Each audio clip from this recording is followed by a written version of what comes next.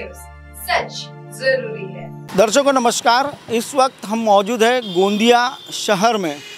गोंदिया शहर का ये पाल चौक है, जहां मेरे पीछे आप देख रहे हैं छोटा भाई जेठा भाई यानी सीजे कंपनी, जो कि प्रफुल्ल पटेल की कंपनी है। और इस कंपनी में ही प्रफुल्ल पटेल का ऑफिस है, कार्यालय है, जहां से चुनाव की हर रणनीति को, राज्य की नीति को या देश की नीति को इसी जगह से समझा जाता है और उसी नीति पर काम किया जाता है। आज मैं गोंदिया आने का मेरा मकसद ये था कि देश में एक दो तरह की पार्टियां, यानी राष्ट्रवादी कांग्रेस पार्टी के दो हिस्से हो चुके हैं। एक में शरद पवार और सुप्रिया सुले, यह कांग्रेस और उद्धव ठाकरे की जो सेना है उनके साथ है। दूसरी तरफ जो यहाँ के प्रफुल्ल पटेल है और माननीय उप मुख्यमंत्री जो अजित दादा पवार है, वह एनसीपी के भारतीय जनता पार्टी और शिंदे गठ की जो सेना है उसके साथ मिलकर महाराष्ट्र की सरकार चला रहे हैं। और ऐसे दौर में हमें यह समझना होगा कि आखिर यह दो पार्टियां, जो राष्ट्रीय पार्टियों के साथ जो नेशनल कांग्रेस पार्टी है, राष्ट्रवादी कांग्रेस पार्टी है, वह आखिर क्यों दो गुटों में बटी है। आने वाले समय में महाराष्ट्र के चुनाव होने वाले हैं, 288 सीटों पर चुनाव लड़े जाने वाले हैं।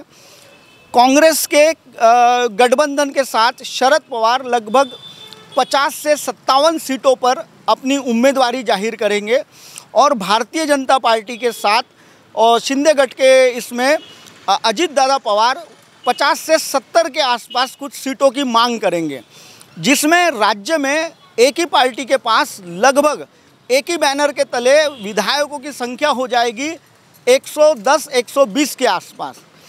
अब यहाँ हमें यह समझने की बहुत ज़रूरी आवश्यकता है कि आखिर यह इस तरीके का गठबंधन क्यों किया गया है।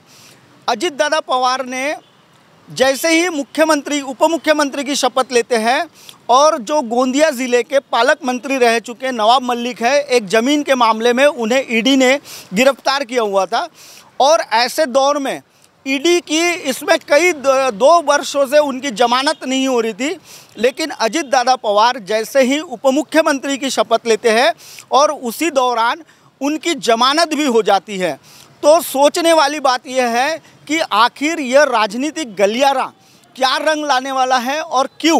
क्योंकि नेशनल कांग्रेस जो पार्टी है वो दो गुटों में बट चुकी है और एक गुट जो है, जो अजित दादा पवार के साथ जो गुट काम करता है, वो जो आप मेरे पीछे जो पार्टी का कार्यालय देख रहे हैं, यहाँ से ही प्रफुल्ल पटेल हर अपनी रणनीति को अपनाते हैं। यहाँ से ही वो हर नीति, हाल ही में भोपाल में 23 तारीख को एक कार्यक्रम लिया गया है जिसको एनडीपीए का ग्रुप बनाया गया है और वहाँ भी बड़े पैमाने पे भोपाल में प्रफुल्ल पटेल साहब के बैनर लगे और वहाँ यह पार्टी जो ज़ोरों शोरों से अपना प्रचार करने लगी है। भारतीय जनता पार्टी की मध्य प्रदेश में सरकार है और छत्तीसगढ़ में कांग्रेस की सरकार है और यहाँ जो सरकार बनी हुई है वह 3 गुटों की बनी हुई सरकार है। अभी भी शरद पवार यह कांग्रेस के साथ है और अजित दादा पवार जो है वह भाजपा के साथ है। तो देखना अब यह है जनता को कि आखिर यह राजनीतिक गलियारा किस तरीके से गरमाने वाला है और क्या क्या इस गलियारे से नया समीकरण बाहर आने वाला है।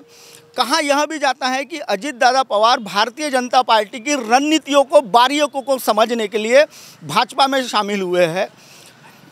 दर्शकों, मैं आपको ये जो आज चुनाव विश्लेषण हम जो आपको बता रहे हैं, यह बताने का हमारा मकसद यह है कि आने वाले समय के दौर के जो चुनाव है, इसमें जनता ने सजगता से और सबकता से अपने मतदान को करना है। दर्शकों, चुनाव का जो दौर आने वाला है वो चुनाव का दौर काफ़ी चर्चा वाला रहने वाला है। भाजपा के साथ भी राष्ट्रवादी कांग्रेस है और कांग्रेस के साथ भी राष्ट्रवादी कांग्रेस है।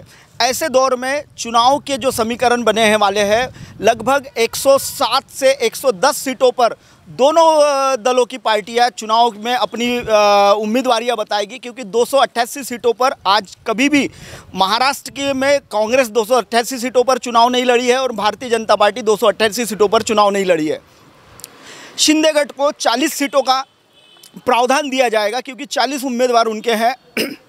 उसके बाद जो अजीत दादा पवार की जो पार्टी है उसको भी लगभग 57 से 58 सीटें दी जाएगी। और कांग्रेस में जिस तरीके का समीकरण शरद पवार ने बनाया हुआ है वह समीकरण पर वह अलग तरीके से चुनाव लड़ेंगे। लेकिन जब चुनाव का नतीजा आएगा तो 120 सीटों के 110 सीटों की उम्मीदवारी जो होगी वो एनसीपी के हाथ में होगी। यानी जब नई सरकार बनेगी राज्य में तो उस समय बहुमत में एनसीपी अपना वजूद कायम कर चुकी होगी। दर्शकों, फिलहाल वक्त तो चला एक ब्रेक का। ब्रेक से लौटने के बाद देखिएगा देश और दुनिया की तमाम खबरें। बने रहिए MNS न्यूज़ टीवी पर।